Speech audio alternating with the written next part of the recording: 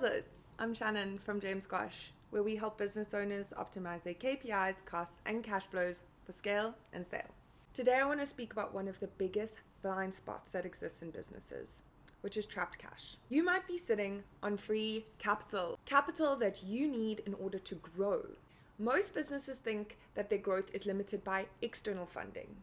But the truth is, for mid-sized companies, depending on your industry, 5 to 15% of your annual revenue can be trapped in working capital.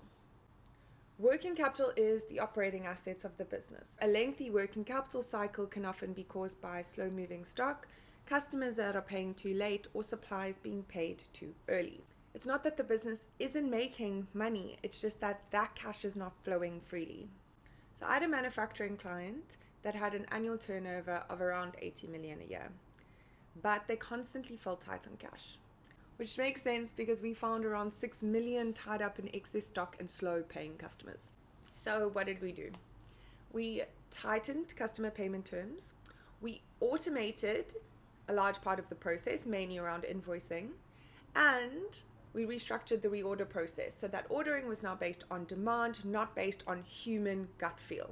And within 3 months, they freed up enough cash to fund an entire new product launch themselves, without having to touch any of their credit lines. So 4 simple steps that you can implement to start improving your cash flow conversion are: number 1, obviously understand what your cash flow cycle is.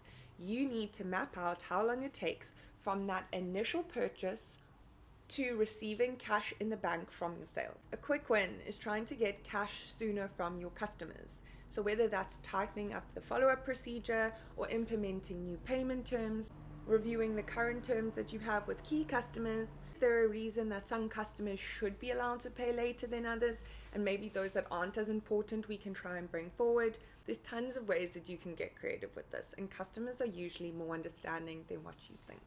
Another quick one is pushing out when we pay our suppliers. I can't tell you how many times I've gone into a client and see them paying their suppliers early, which is literally just throwing away cash. So do a full review of when you're busy paying your current suppliers and whether it's aligned with agreed credit terms or whether it's just the way that we've always done things, and see if there's opportunities to push any of those out or renegotiate terms.